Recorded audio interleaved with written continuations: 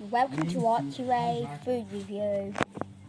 And today we're going to have this McDonald's Happy Meal toy. It comes with that toy stuff. Let's see what we've got in our McDonald's.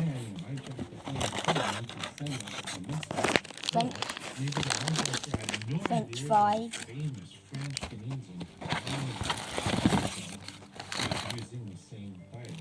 Cheeseburger. You okay, Daddy?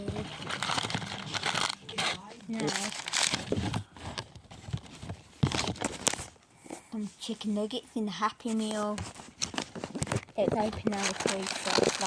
That's all we get. I mean, the link is just too obvious to me. Plus, it's so exciting, so I want it to be this comic book angle. Wow, we got Archie Paddington. In the 1950s, the Canadian Air Force was at its peak. But starting in the 60s, they went down in size. They saw their role diminish. In 1965, the Royal Canadian Air Force decided to get rid of 500 pilots, experienced pilots and air crew, and it continued the trend in the early 1970s. People were forced to leave, and they were very different. There's no transition program in those days for those who leave the Air Force. They're on their own.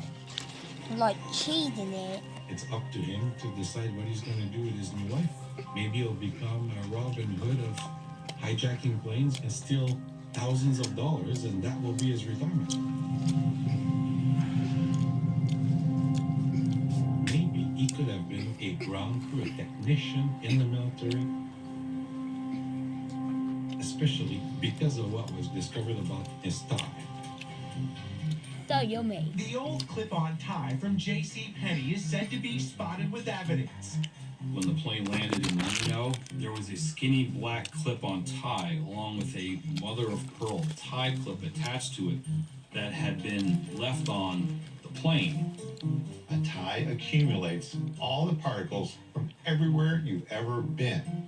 So we were able to go in and take sticky samples off the tie and look at the particles. The most notable particle was titanium. It wasn't titanium like in the white paint. That's titanium dioxide. It has oxygen in it. Look at that It was patty. pure titanium It's metal. so yummy. It actually looked like a microscopic leaf spring about the size of a blood cell. We also found a second titanium particle that had a piece of stainless steel smashed into it. Those two particles in 1971 were very rare.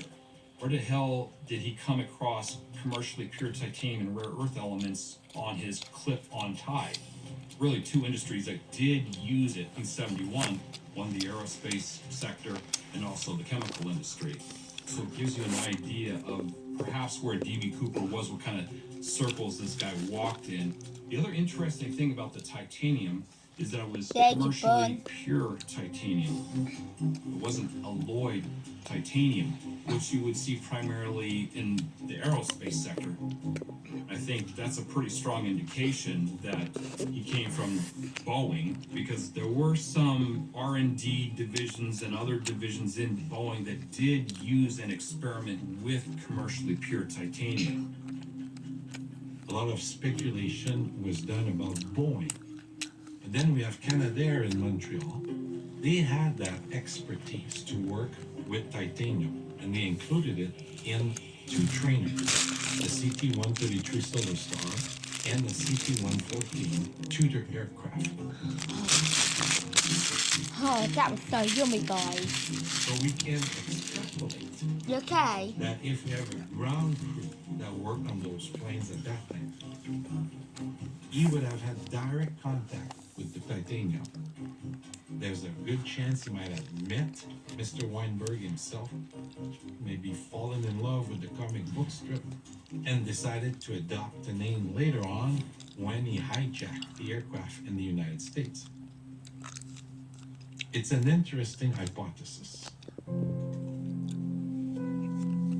During that time, nobody was talking too much about obfuscation, about deception and illusion. He's got the FBI over here with the micro bits of titanium from his tie, when that's probably not even his tie. We don't know. He probably doesn't wear a tie. Maybe that's what D.B. Cooper was going for. So there's still plenty of mystery in this story.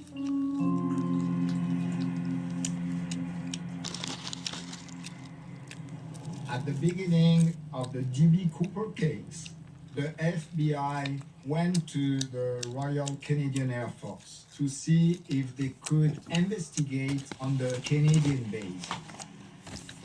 And During you had to Cold count War, how many nobody gnomes in wanted Paddington that. Garden. 1, Starting 2, around 3, 1959, 4, all 5, the way 6. to the 70s, There's 6 eggs in relations the were very garden. sour between Canada and the United States. Living next to you is in some ways like sleeping with an elephant. No matter how friendly or even temperate is the beast, one is affected by every twitch and grunt.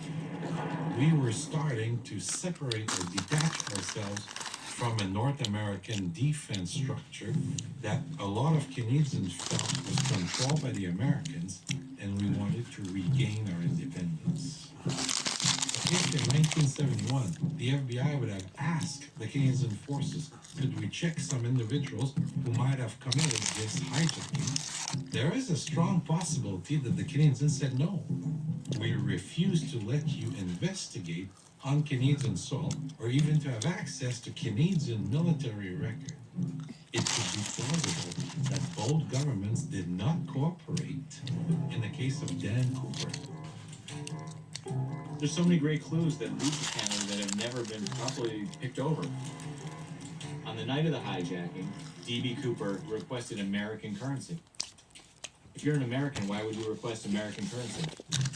Dan Cooper might have used that phrase, a negotiable Now the American chicken nuggets. currency, because English was not his first language, and those are the initial words that came to his mind in a moment of tension, a moment of rush. Now Because I was thinking Paddington this needs morning, the I've never heard that hiding- expression. hiding. The Happy It's Meal not a that French we can eat. expression, c'est du mauvais. Need the Parce chicken que lui, nugget. s'il n'est pas un Américain, In case il veut he être gets sûr de hungry. pouvoir chanter l'argent. Je l'ai vu comme ça, mais ça, c'est mon opinion. So this is just my opinion. You do a robbery, you're a French Canadian, you're in a rush, you want to make sure they give you US dollar bills, they're small bills. I would say that. I want a negotiable American currency. I'm not 100% sure on negotiable because Cooper's relaying his demands to the flight crew, who are then relaying them to air traffic control. So I don't know 100%. Did Cooper say negotiable? Or as it got relayed, was negotiable thrown in there? But it's totally possible he was a Canadian.